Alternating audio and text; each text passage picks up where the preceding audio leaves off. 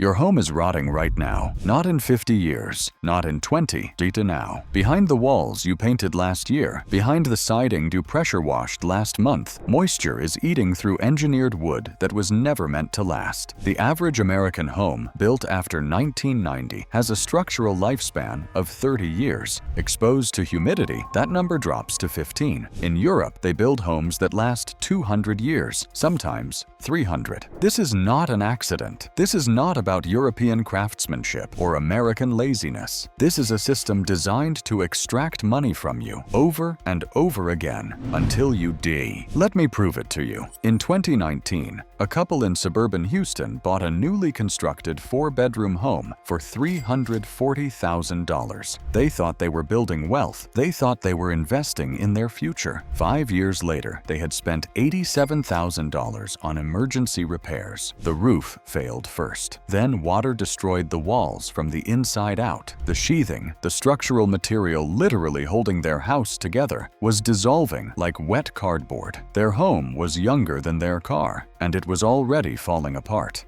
This was not bad luck. This was not a defective house. This is what American homes are designed to do. Now here is what the construction industry does not want you to know. In Bavaria, Germany, a farmhouse built in 1847 still stands today. Same limestone walls, same roof tiles, the originals, installed during the reign of King Ludwig I.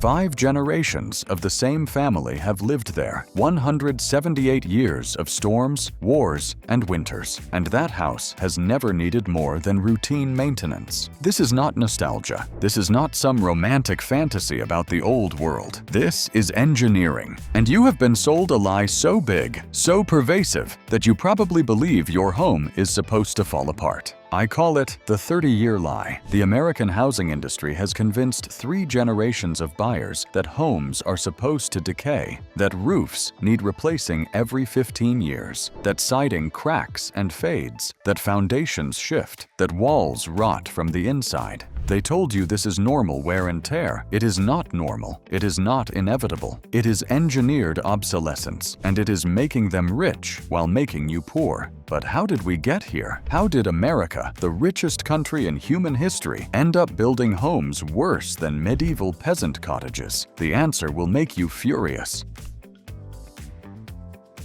Walk through any residential neighborhood in Germany, France, the Netherlands, or Spain. Touch the walls, knock on them. What you will feel is mass, concrete, brick, stone, autoclaved aerated concrete. These materials do not rot. They do not absorb moisture. They do not provide dinner for termites. They do not burn easily. A properly built brick wall in Amsterdam will outlast you, your children, your grandchildren, and their grandchildren. It will still be standing when nobody remembers your name. Now walk through a subdivision built in Texas, Florida, Arizona, or Georgia in the last 40 years. What you will find is 2x4 lumber, and not real 2x4s, but shrunken modern lumber that actually measures 1.5 by 3.5 inches. That flimsy skeleton is wrapped in oriented strand board, covered by a synthetic moisture barrier that fails within 15 years, clad in vinyl siding that cracks and becomes brittle under sunlight, and topped with asphalt shingles rated to last 20 years, but often failing in 12. This is not a home. This is a wood box wrapped in petroleum products, and it is engineered to fail exactly when your mortgage payment ends. So you are too invested to walk away, but too broke to rebuild properly. The man who invented this trap has a name, and understanding what he did explains everything about why your house is falling apart. In 1947, William Levitt looked at the post-war housing shortage and saw an opportunity. He was not an architect. He was not an engineer. He was an industrialist who understood one thing: profit margins. Levitt applied assembly line manufacturing to home construction. His company built over 17,000 homes in Levittown, New York, using standardized parts and unskilled labor. To hit his price points, he stripped out everything that made homes durable. Concrete foundations became shallow slabs. Plaster walls became flimsy drywall. Brick exteriors disappeared entirely. The construction industry learned a devastating lesson from Levittown. Durability does not sell homes. Price sells homes. And for 70 years, every single innovation in American residential construction has followed the same trajectory. Find the cheapest possible material that meets minimum code, replace skilled tradesmen with workers following simplified checklists, and market the result as progress. But here is where the story gets darker, much darker, because the material hiding inside your walls right now is worse than anything Levitt ever used. There is a product in nearly every American home built since 1990. The industry calls it OSB, Oriented Strand Board. It covers your walls. It covers your roof. It is the structural skin holding your entire house together. And it is a ticking time bomb. OSB is not real wood. It is not plywood. It is wood chips, shavings, and strands compressed together with resin binders. It costs about 30% less than plywood. Builders love it because it increases their profit margins, and it falls apart when it gets wet. Here is what happens inside your walls. Water vapor migrates through your drywall. This is normal physics. You cannot stop it. That moisture hits the cold surface of your sheathing. When water penetrates OSB, the wood strands swell. The resin bonds break down. The material loses structural integrity. It turns soft. It grows mold. It literally dissolves. Independent testing has documented OSB sheathing failing in as little as 8 years in humid climates. 8 years. Your car loan lasts longer than your walls. And here is the part that should terrify you. When your home fails, you will not be alone. Drive through any subdivision built in the early 2000s. Every house went up in the same 18-month window. Same crews, same suppliers, same lumber yard, same OSB manufacturer, same cheap asphalt shingles from the same factory batch. These homes are not just similar. They are identical time bombs with identical fuses. When the first roof in your neighborhood fails, your roof has months, not years. When your neighbor discovers mold behind their walls, the same moisture has been eating through your walls for just as long. The failure is not random. It is synchronized. Entire streets will need emergency repairs in the same year. Entire subdivisions racing against the same clock. And when that happens, every contractor within 50 miles will be booked solid. Prices will triple. Materials will be back-ordered for months. You will be competing with your neighbors for the same roofers, the same suppliers, the same limited resources. This is not maintenance. This is a neighborhood-wide emergency, engineered into the system from the first nail.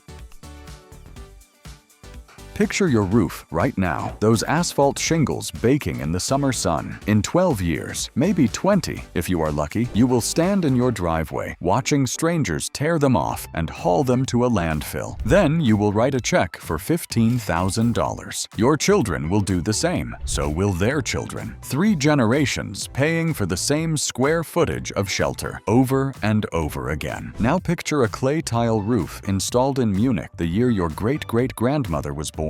That roof is still there, still shedding rain, still blocking sun. The family beneath it has never written a roofing check. They never will. Their great-great-grandchildren will inherit those same tiles. This is not about old versus new. This is about choosing materials that outlive you versus materials that barely outlive your mortgage. Your vinyl siding is becoming brittle right now, molecule by molecule, as ultraviolet light breaks down the polymer chains. In 15 years, it will crack when a child throws a ball against it. Meanwhile, brick facades laid in Amsterdam before electricity existed still look exactly as they did the day they were finished. They will look the same when nobody remembers what electricity was. The OSB inside your walls is absorbing moisture right now, swelling, softening. By the time you see the damage, it will be catastrophic. The concrete walls poured in German homes last year will still be structurally sound when your great-grandchildren are dead. That is not an exaggeration. That is not marketing. That is engineering. You were sold something designed to fail. They knew exactly how long it would take.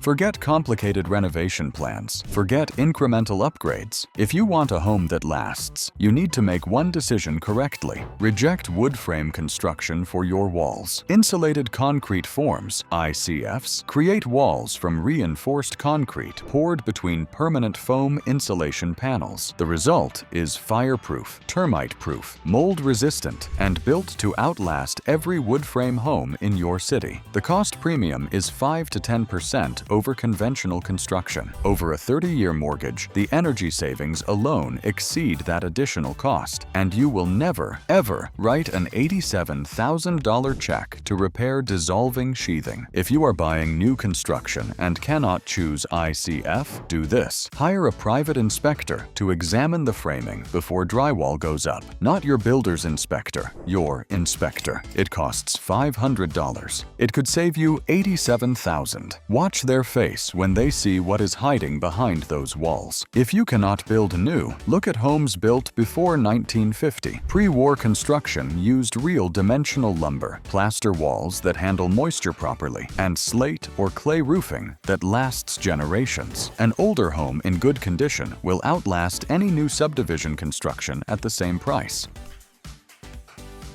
That Bavarian stonemason in 1847 did not have power tools. He did not have engineered lumber or synthetic moisture barriers. He had stone, lime mortar, and one simple expectation: his descendants would live in what he built. That expectation shaped every decision he made, every stone he cut, every wall he raised. You can build with that same expectation. You can reject the 30-year lie. You can buy the concrete, buy the clay, buy the brick, buy the permanence, or you can keep feeding the replacement cycle. Keep paying for roofs that fail. Keep discovering rot behind your walls. Keep funding an industry that profits from your home's collapse. Build a home your great-grandchildren will inherit. That is not nostalgia. That is resistance.